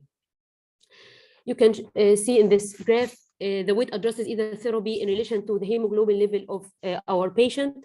He started this drop to 9.1 at June 2022 and reaching the lowest level of 6.3 gram per deciliter at September 2022, and still ranging from 6 to 7 up to January 2023. And this is the dose either therapy needed. As regard his lab, the CBC shows normocytic normochromic anemia and thrombocytopenia. White blood cells is 6.1, hemoglobin is 6.5 gram per deciliter with MCV 86, and the platelet are 85. He is negative for HCV, HBV, and HIV. His corrected calcium is 8.5 milligram per deciliter. pH level is 377 picogram per milliliter. And his ferritin is 745 nanogram per milliliter. His TSAT is 40%, and the his serum TSH is 1.8 microinternational per milliliter. As regard the lab for hemolysis, the patient corrected the reticulocyte count is 1.5, and the blood film shows normocytic normochromic anemia and thrombocytopenia. Indirect comps is negative. His total bilirubin is 0.5 milligram per deciliter with normal is good, and his LDH is 153 units per liter. Eye replacement and the GIT workup were a part of our initial plan. His occult blood in stool was negative. He did upper and lower endoscopies the upper endoscopy shows nothing apart from mild antral gastritis, and endoscope performed shows no hemorrhoids. Examination up to the terminal ileum revealed normal mucosa with no ulcers, masses, or polyps with adequate vascular pattern. The patient did serum protein electrophoresis and showed polyclonal band at gamma region 25%. And in December 2022, the patient did bone marrow biopsy, which shows average cellularity with all hemolytic series are detected with erythroid hyperplasia, no detected abnormal deposits. So to summarize our patient, we have a chronic hemodialysis patient for 5 years. He has adequate iron stores and a higher dose of epotin beta reached. No evidence of hemolysis, GIT bleeding with normal bone marrow biopsy. So we have a case of ESA hyperresponsiveness. The patient received once 2 bags of RBCs on June 2022, and now he is on IV iron strand 100 milligram weekly, epotin beta. We reached 400 international units per kg per week through subcutaneous route. The patient also is on calcium carbonate, L-carnitine, vitamin B complex, folate, and ascorbic acid. According to the European best practice guidelines, ESA resistance is defined as a failure to achieve the target hemoglobin level with doses lower than 300 international units per kg per week of epotin. And according to the KDIGO, acquired hyperresponsiveness is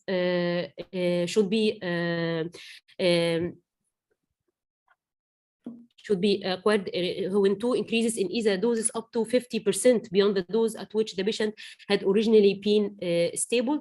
So this patient is a case of acquired ESA hyporesponsiveness, and what can we do to him at the further step? Thank you.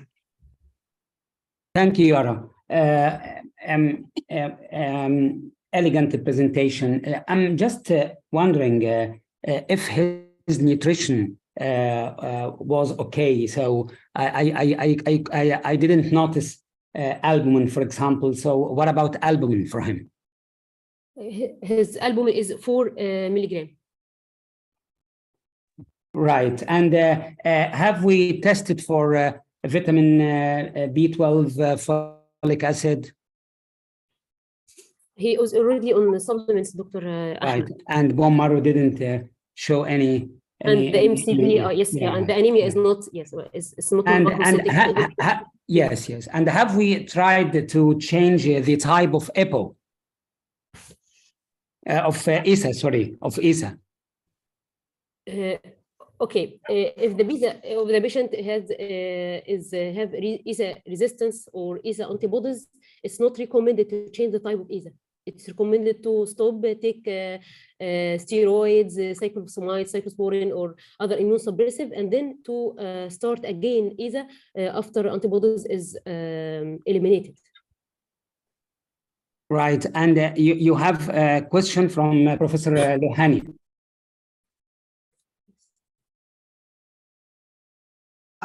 Has the patient, you said the patient hasn't had a bone marrow biopsy, correct? Yes, he has bone marrow biopsy. He had a bone marrow biopsy? Yes. Okay. This is this is the results of his bone marrow biopsy.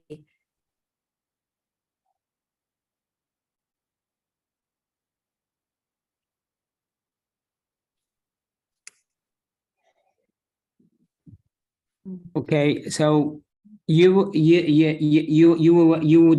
don't recommend to change the type of ESA? In this case, yeah, I'm just reviewing that bone marrow biopsy. I think it might be reasonable to change it to a different kind of, or if there's ability to check for the anti-erythropoietin antibody, I think that would be ideal. But until you can do so, maybe just changing it to another darbepoetin or Mircera might be helpful too. In certain situations like this, I've done that, and some patients have responded. There are some patients who you cannot find an exact cause, and they're just kind of at this undiagnosed inflammatory state. They just don't respond to the ESA. Okay. And have you tested? No, I guess the bone marrow would have shown any kind of like underlying other conditions that would predispose them to have anemia, but the bone marrow biopsy should have shown. And Yara, you have a question from one of the colleagues of the participants about the recent use of S inhibitor or ARBs. No, the patient was only on carvedilol as a cardioprotective medication, 6.25 milligram. No ACE or ARBs. The patient is not hypothyroid, is not in a case of hypothyroidism with TSH. The patient doesn't have secondary hyperbara. The patient has no any overt infection, and we did plasma protein electrophoresis, bone marrow aspiration, and bone marrow biopsy. The patient does all tests for hemolysis, and he did also tests for endoscopies were negative or normal. So you are making things difficult for us. So are you aware of the presence case. of? It's a very difficult case. So are you?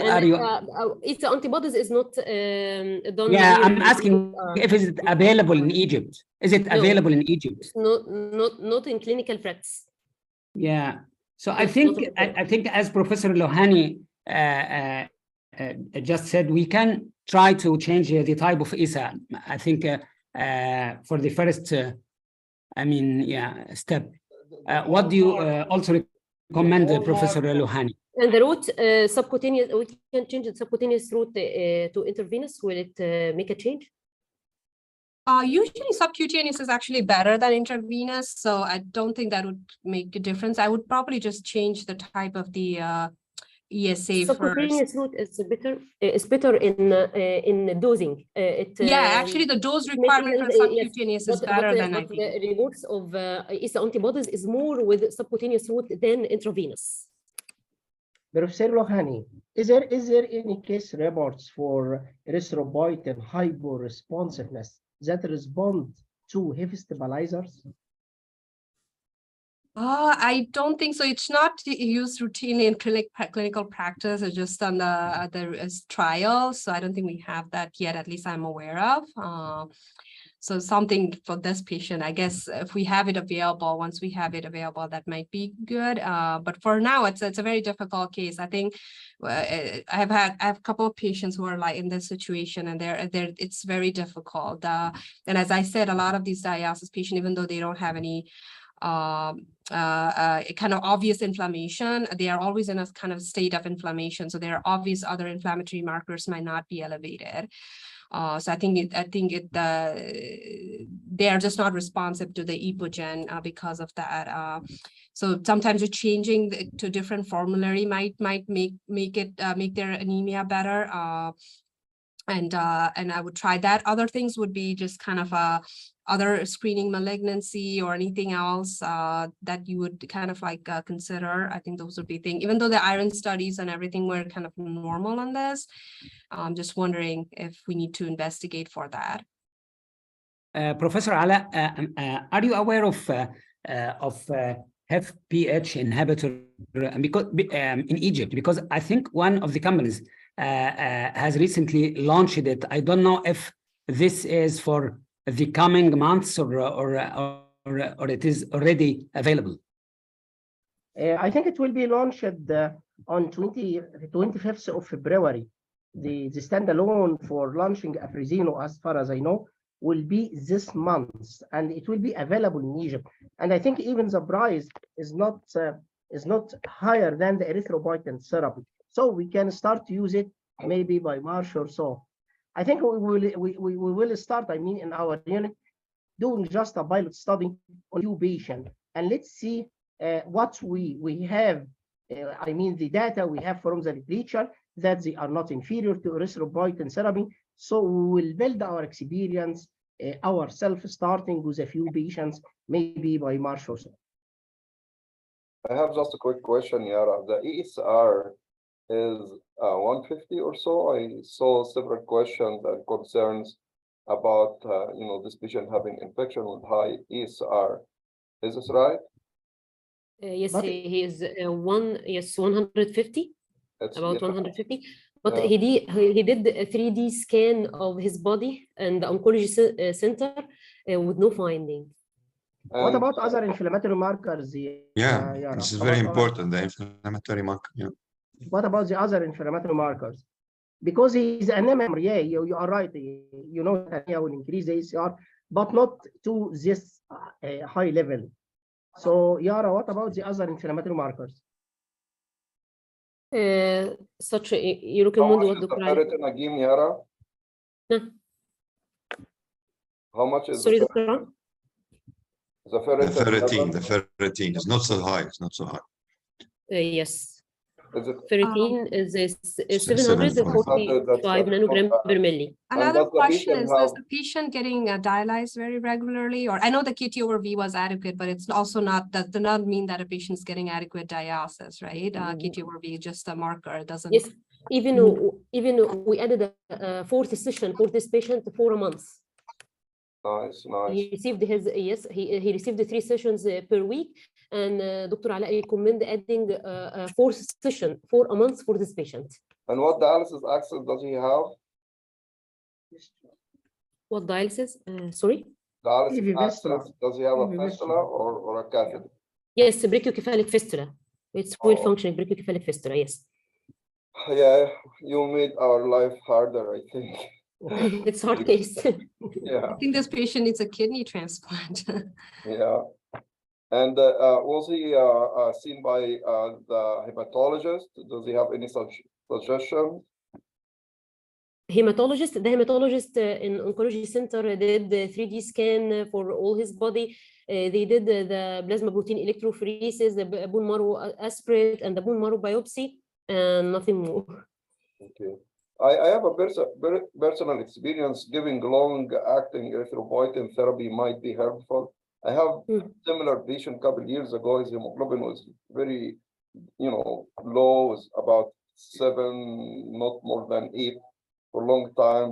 And I switched him to long-acting erythropoietin therapy. And for some reason, I don't know, it's just, anecdotal reports. I don't know if there is any data supporting this, but he responded very well.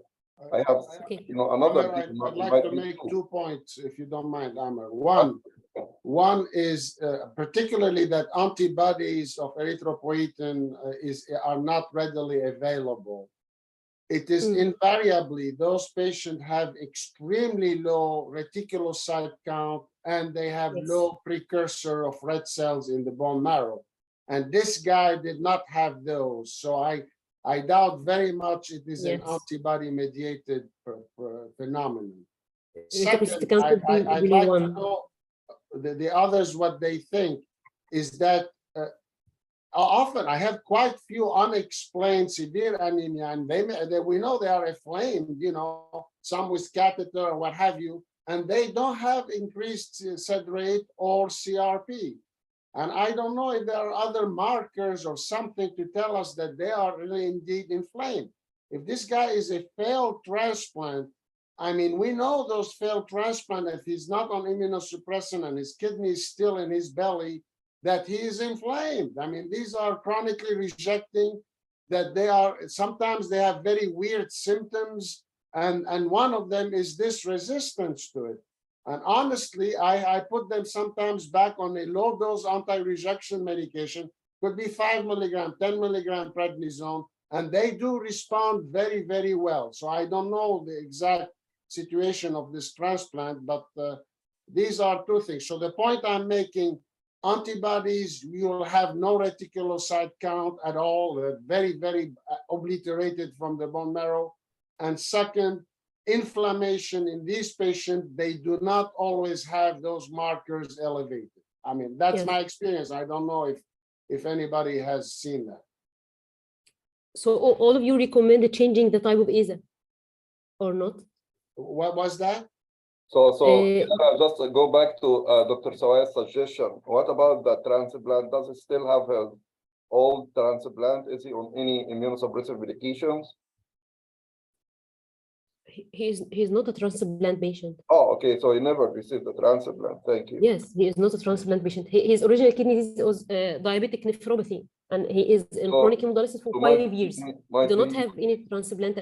But still, I think Yara, still he can get transplantation. So just for completeness, I think if you need blood transfusion, I know that leukocyte depleted blood transfusion is not routinely available in Egypt. So I think you can, I mean, at least try to use leukocyte filtered blood for this particular patient. Okay, Dr. Ahmed. Okay. That's a dilemma again, and thank you so much for presenting this case. It's very, very educational and thoughtful discussion. Thank you. For the sake of the time, we are moving. Can you stop sharing your screen, Yara? So for the sake of the time, we have the last part of our course today. We have the quiz. So Dr. Ala Abdel Nasser will give us the answers and justification and explanation of her quiz she presented earlier. I think we give time for all the audience to answer these questions, and hopefully Dr. Ala can give a trophy for whoever will get the best score in these quizzes. Go ahead and share your screen, please, Ala.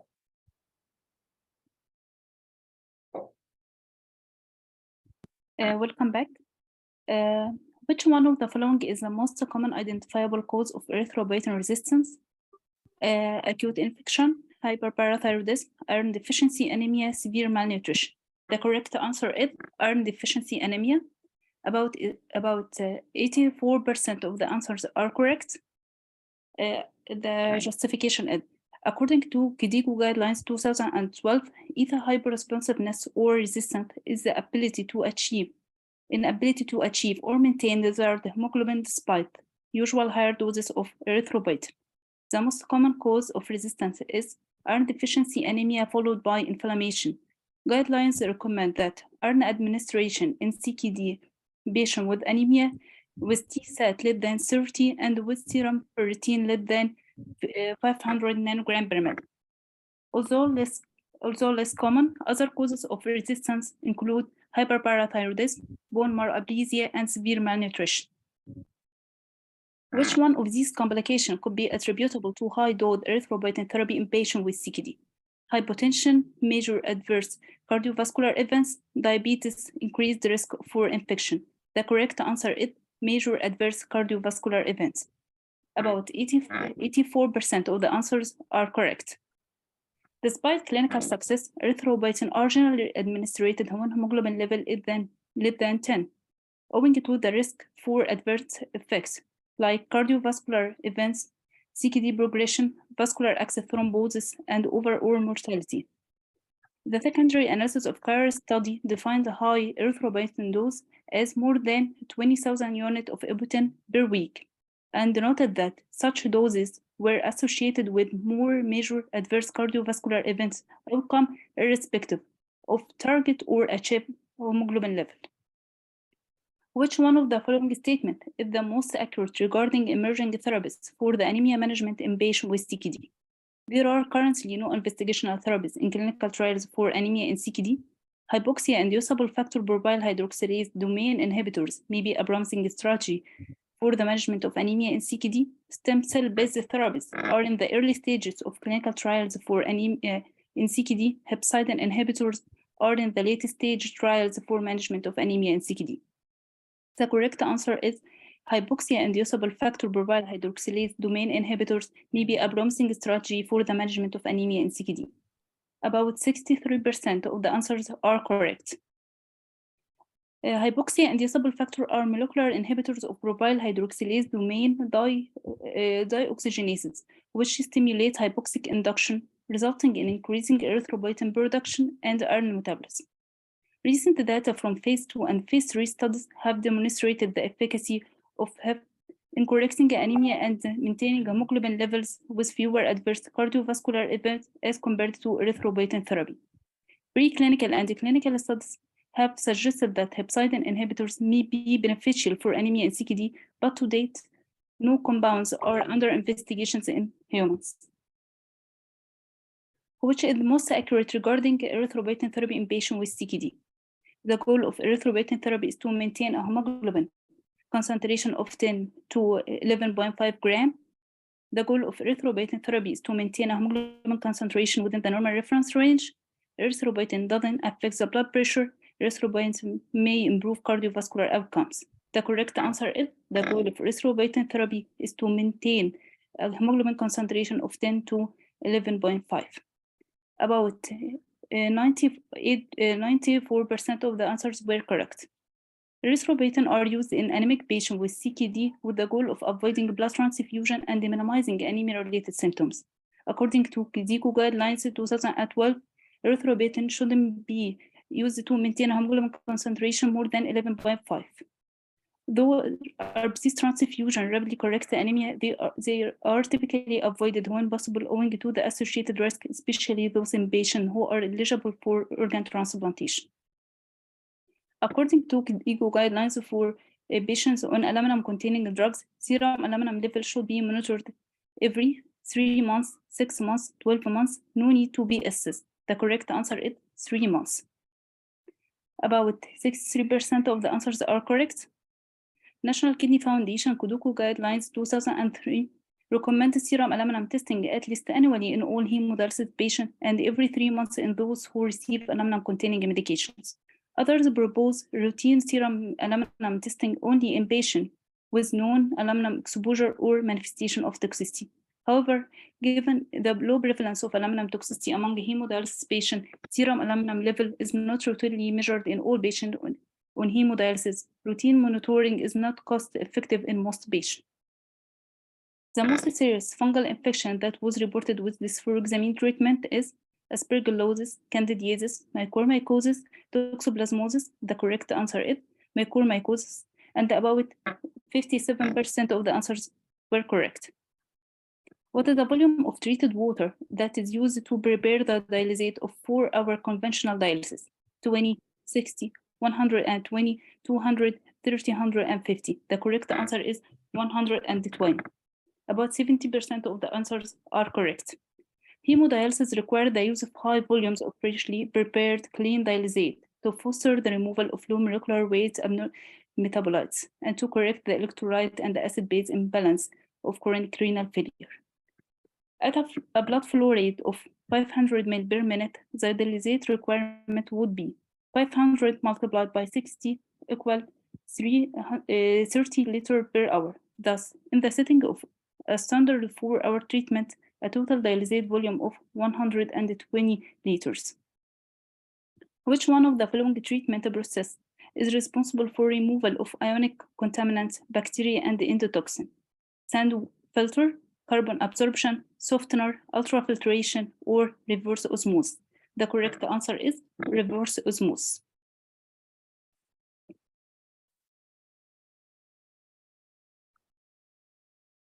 About 60% of the answers are correct. Reverse osmosis is achieved by high pressure filtration of water using a powerful pump through a semi-permeable membrane that will hold back the solvent solutes. RO will remove more than 95% of ionic contaminants and non-ionic contaminants as small as glucose. It provides an effective barrier against bacteria and endotoxin. According to the international guidelines for dialysis water treatment, the least permissible concentration of aluminum in the treated water should be more than. The correct answer will be 0.01. About 55% of the answers are correct. According to the Association of Advancement of Medical Instrumentation, microbial quality standard for the dialysis fluid, the maximum allowed microbial contaminant level for ultra-pure dialysis is 0.1 colony-forming unit per ml. About 72% of the answers are correct. Thank you. Thank you thank you so much, Ala, for this nice quiz and explanation and justification of the answer. I'm really happy to see, we started with around 124 participants and attendees, and now we are down to 124 participants. So in more than 2 hours, we maintained more than 90% of the attendees. This is very, very good, and I'm very happy with this result. Personally, I learned a lot today, and I hope everyone have the same feelings. So please stay with us tomorrow. We'll start at the same time. So we'll start tomorrow at noon time at Kentucky, so 12 p.m. in Kentucky, 7 p.m. in Cairo. We have great speakers today. We have Tyler Sims from University of Kentucky, who's going to present the use of anticoagulants in hemodialysis patients and the problem with hypercoagulability. We have Dr. Mona Tawfiq, who's going to give us a great lecture about nutrition and malnutrition in hemodialysis patients.